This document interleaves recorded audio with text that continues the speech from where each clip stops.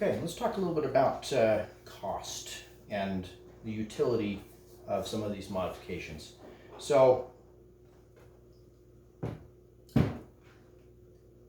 think a lot of people look at a Tikka rifle as a quality but yet still budget level rifle. I mean, you can pick up a factory Tikka light or stainless light for $750 to $800.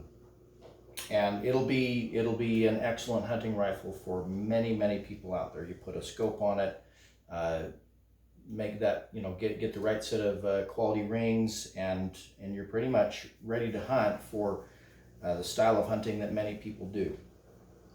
However, there is some enhancements to performance that you can get with some relatively simple and I think cost-effective modifications, like adding some sort of a small Arca rail. And you can buy something like this for $30 or $40. This particular one is from Wiser Precision.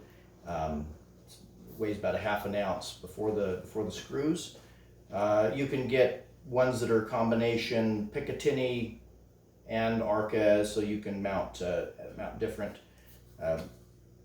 bipods and tripods and things. However, a lot of the modifications you're going to make are going to be a little bit more costly. All of my barrels end up getting cut and threaded if they don't already come threaded. And the reason being is because in the end, I want to be able to run a suppressor or a silencer, if you will. For me and my children and the people that I hunt with, it's become a necessity. I have some significant hearing loss in my left ear due to some years spent in the military, years growing up when I didn't use hearing protection as well or as often as I should have, and in the end, it was a decision that we had made that we needed to protect our hearing more, and so we put the time and money into getting our rifle system set up for suppressors. So having this cut and threaded, the gunsmith that I use locally, he charges about $160 to cut the barrel to my optimal length and then to thread it to my optimal thread pattern. In this case, because of the thinness of these factory light barrels, we would go with a 1/2 by 28 thread pattern, and then I add a 5/8 24 adapter. So right off the bat, even if I was keeping the rifle stock in every other way, barrel's going to get cut and threaded. $160 added on top of that $800 or $750 or whatever you might have paid for your factory rifle. Now you can consider there are factory options from Tikka that do have threaded barrels. The Rough Tech line and various others are going to have the threaded barrels. However, the barrel profile is going to be quite a bit thicker, and it's going to add some weight.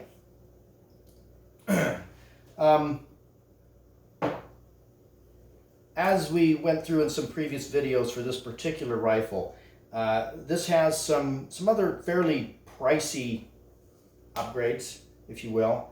The stock itself is probably one of the most expensive. If you go to, you can spend anywhere from a couple $100 for an aftermarket stock up to $1,600 or $1,700 for a fancy or ultralight chassis style of stock. This particular one I feel is one of the best for the money, if you will. In fact, it may even be one of the best, period, as far as just getting a lightweight carbon fiber stock. This is made from a company called Stockies, and it's came in the package a little bit over 24 ounces.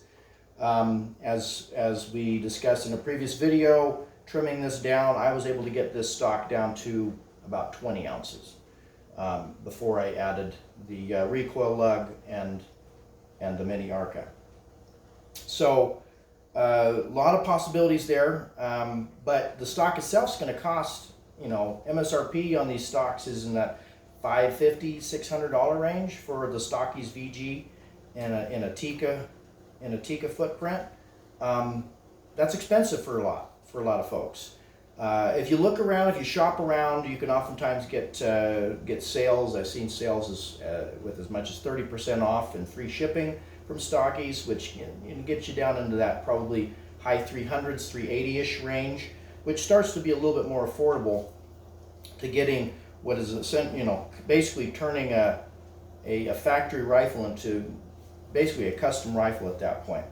So let's talk about what if you just did those two things.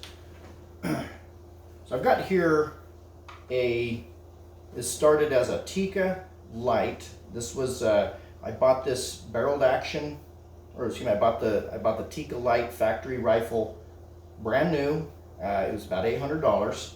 Had the barrel cut down from 24 to 20. In this case, this is a 6.5 Creedmoor chambering, and added this Stockies stock. So this Stockies stock is the same as the one that we modified. Everything is identical, just a different. This is their just base carbon fiber look. Everything else is identical, except I haven't modified anything. I haven't taken any of that weight off. The only additions, if you will, I do have this little Arca rail on the bottom, and that's it. Everything else is factory stock, what you're seeing here.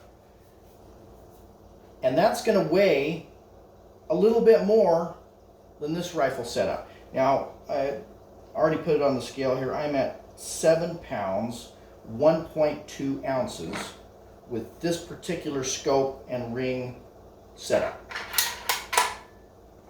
which is, let's see, we're at 6 pounds, 11.7 ounces with this rifle setup. Now, the main difference here in the weights of these two options is this scope weighs 13 ounces. This scope weighs 22.9 ounces. Okay, so what am I getting with this rifle that I'm not getting with this rifle? Because honestly, I can do the same modifications to this stock that I had done to this stock, and I can end up at what, 6 pounds, 13.2 ounces. So within an ounce and a half of the weight of this stock, even though there's probably well more than $1,000 more worth of improvements into this rifle system than this rifle system.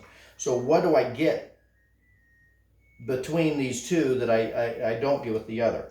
So it's mostly here in the weight of this scope here. This is the Trijicon AccuPoint. It's 3-9. It's a very basic 3-9 scope, except it has a mil dot reticle, and that mil dot reticle is what I would consider to be the next best thing to a dialing turret, but it's still going to be inferior to that dialing turret for anything of significant range.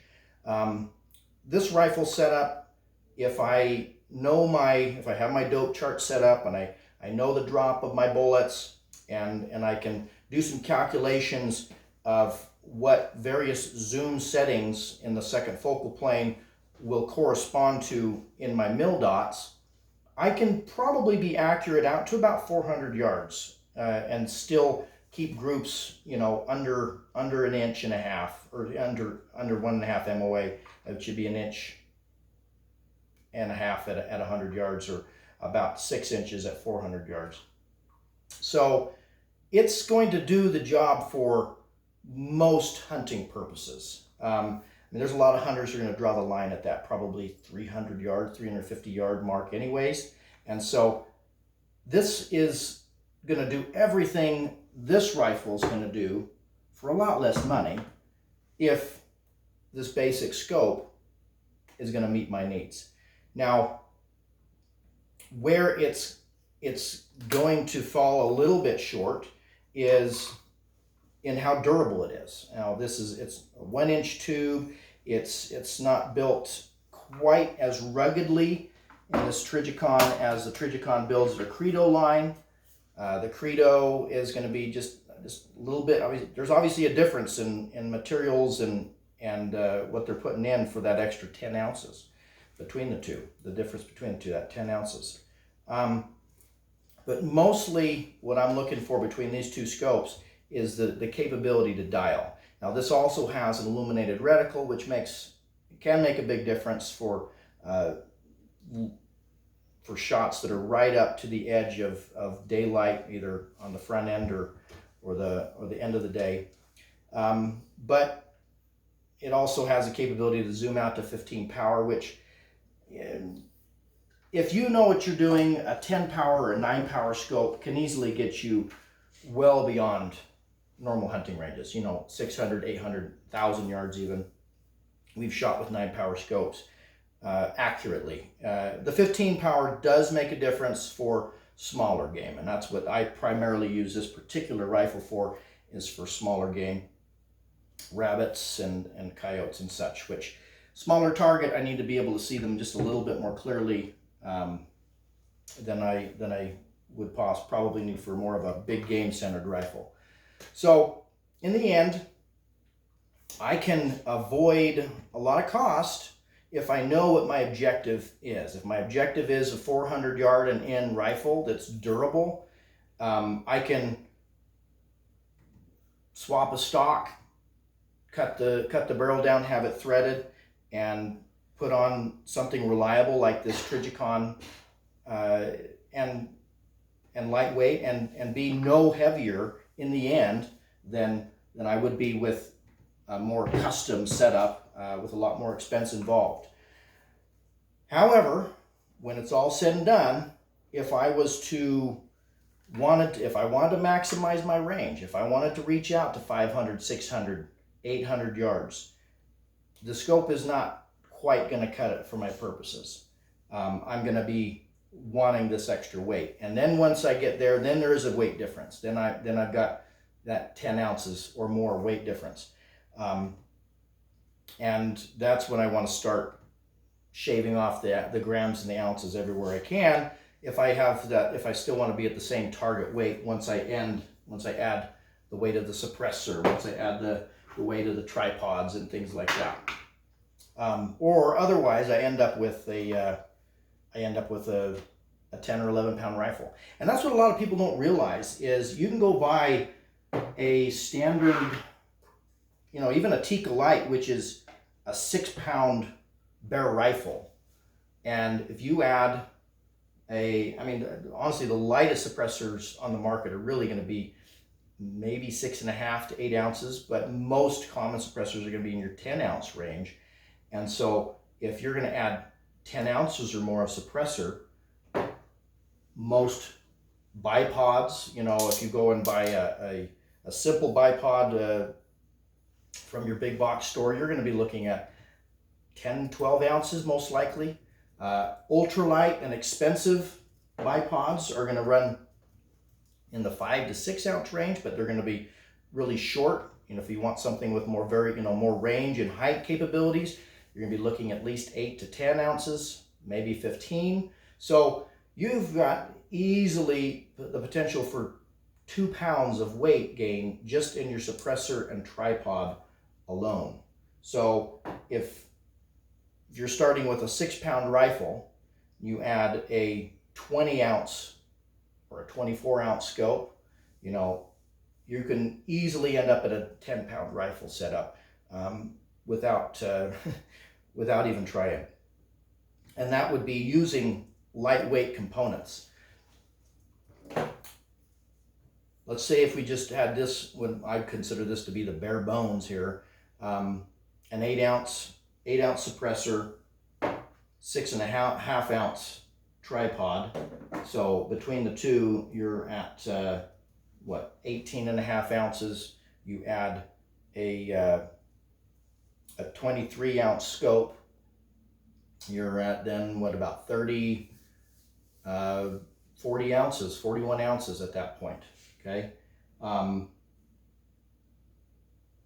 If you say I say an average of 6 pounds on a Tikka Lite, your stainless non-fluted version in something like your 6.5 caliber, the 308 is probably going to be right there in that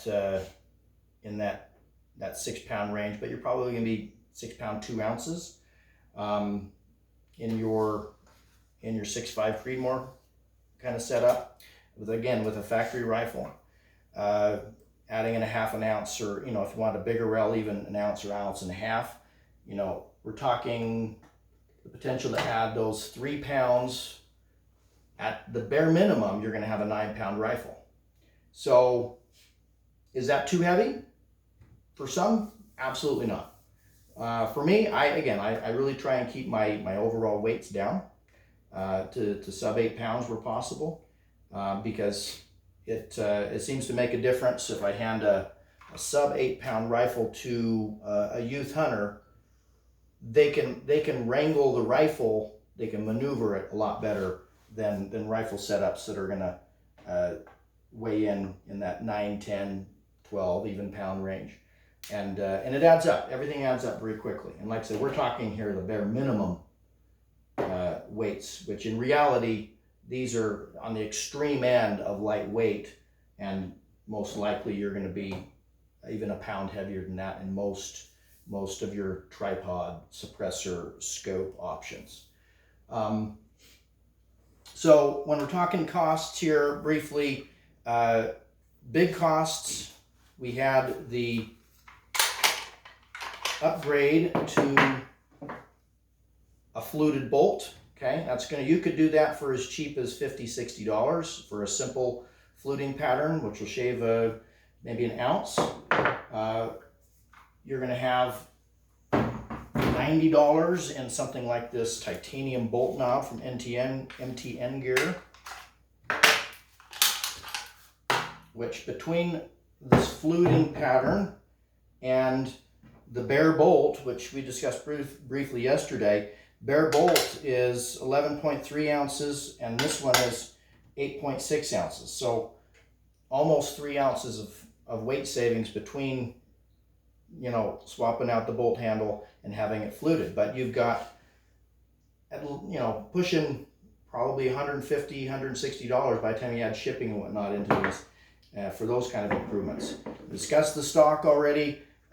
Something like your titanium recoil lugs, you're going to shave a half of an ounce there, which those little parts that we installed in a previous video, like your bolt catch, titanium bolt catch, or titanium action screws, each one of them is going to be anywhere from $30 to $50. And so those are going to add up quickly. And honestly, all of those little titanium parts combined are not going to add up to anything more than about an ounce and a half of weight savings total between all of them. Some of your biggest weight savings, honestly, are going to come just from doing some DIY modifications that are relatively inexpensive. Like this stock modification compared to the factory stock was a 4 ounce weight savings. And really, what did it cost me? The cost of a $7 yoga block from Walmart.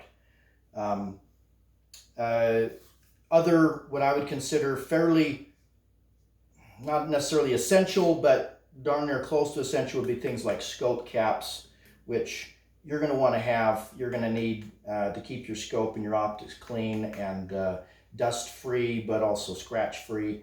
You can be anywhere from $30 to $50 for something like these Butler Creek caps that are fairly simple but lightweight. Putting some sort of a bubble level. A lot of people don't realize that just being off cant, if you're using your reticle at all to adjust for windage or elevation, can make a big difference in downrange where you think that bullet's gonna hit versus where it actually will hit. So those are some of the costs involved.